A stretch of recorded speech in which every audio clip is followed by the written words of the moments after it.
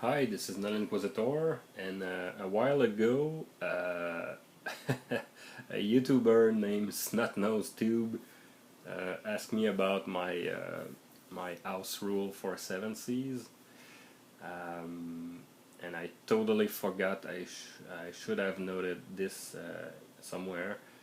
So I'm gonna give you my ultimate house rule for 7C. I've did a campaign, just to make a little short history.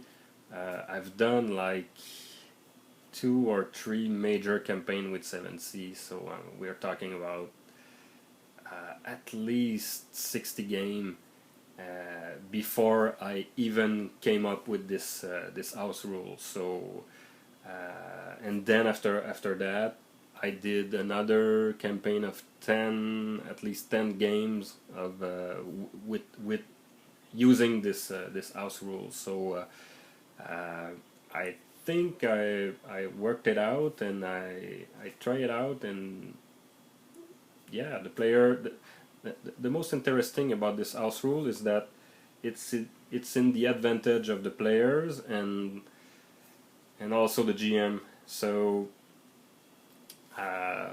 and my players didn't even notice the change so much, because as you will see, this rule is about defense. This rule I call Wits-based Defense. In 7C, unless you're playing a scholar or someone of big knowledge and scholarly, very intelligent, most characters will have just 2 in wits. The problem with that is that on the long run, the wits stat, when you have characters that are really experienced and have a lot of points, they will spend it in finesse and brawn and resolve to take more dramatic damage, and wits will always not be the dumb stat, but will always be the stat that will be overlooked and never cared again. So in that regard, I felt like maybe this stat, wits, was not about maybe just intelligence, but smart, and also perception, awareness, and I've toyed with the idea of make it more important as a stat. I really like a game where you have you have to raise every stat to be very ultimately good at what you do, and the idea of having a wits-based defense came pretty early on, and it took me like nearly 5 years to develop, to find the perfect sweet spot in the algorithm. So I have it on my screen, but I'm gonna give you a link to it, so you can maybe tinker with it and tell me if I'm stupid or okay. So in 7C, just before showing you the house rule, in 7C your defense is calculated from your neck, and you have like this passive score of being hit, and I changed that.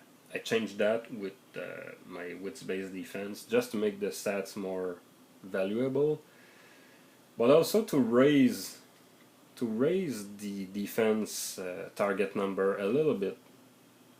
I've encountered several combat where my Montaigne duelist, with his 6 in finesse, was destroying everything I threw at him, and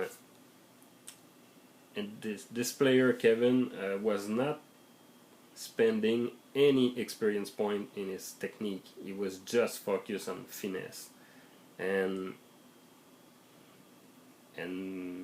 being a very open and friendly game master, I let him do it. I wanted to know where it would lead us. And is it's not really fun after a while. After a while, he was dispatching a brute squad every action. So can you imagine that? You throw 6 guys at this duelist, and 3 or 6 seconds later, they are all on the floor, and you have to send another 6-pack of brutes just for him. So I had to come up with something. I didn't have players who did that again, so so I didn't have to enforce this, but I'm gonna show it. I'm trying to focus here. Alright, Wits-based defense for 7C. The defense algorithm is a little bit changed. You see, you have a 5. You start with a 5. This is basic defense, and every living being should have this target number.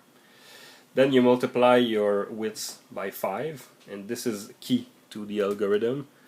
This makes your wit stat very important. And if you just want a 2, an average stat in this this formula, even if your character rises in level and you want to concentrate on brawn or finesse, you will still have 15 in target number. This is great. This is really great, and 15 is not so bad to hit.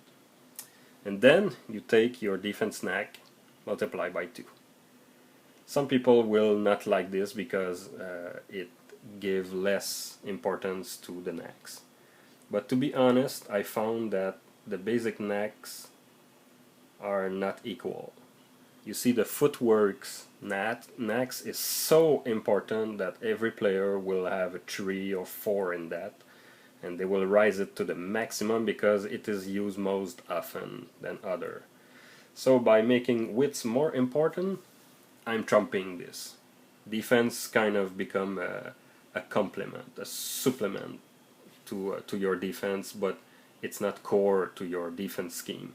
It's really your intelligence and awareness to the situation. And it's kind of makes sense in a game where an intelligent people, a scholar for example, or a clergyman with really intelligence, let's say 3. Okay, basically it will give him 20 passive defense. It's kind of logic, because there is bullet flying everywhere, there is men throwing steel at you, and maybe you're just there to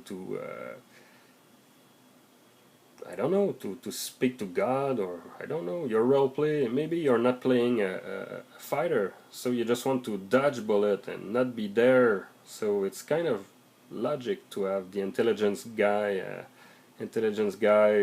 dodge and be able to defend himself more. So there is some example here of people like Edmund the farmer with a wits of 1, blah blah blah blah blah blah blah. It gave him yeah, he's easy to hit. But as you get more normal, let's say Renard, wits 2, footwork 3, it gave him 21. So it's a good fighter. You see, he's average in wits, and his footwork, it's still there, so it have an impact. So it's still +6 in the end, so it have an impact. Let's take Roberts, super intelligence guy with crazy footwork. Now we're talking 35, and it's not so bad. 35 in 7C is not really something unachievable. Even a minor character can score that high. So my little advanced stat here. Okay, so make it ultimate, wits 5, footwork 5. That will give yeah, I was trying to hit a round number with this algorithm, but it's kind of difficult sometimes. You have 21, 24. Maybe you could round them up to the nearest power of 5 if you're pleased with those kinds of math. But I think it's pretty balanced this way too. Of course, having the wits-based defense also have an impact on brute, and maybe it should be the subject of another video. So, wits-based defense for 7C for the win!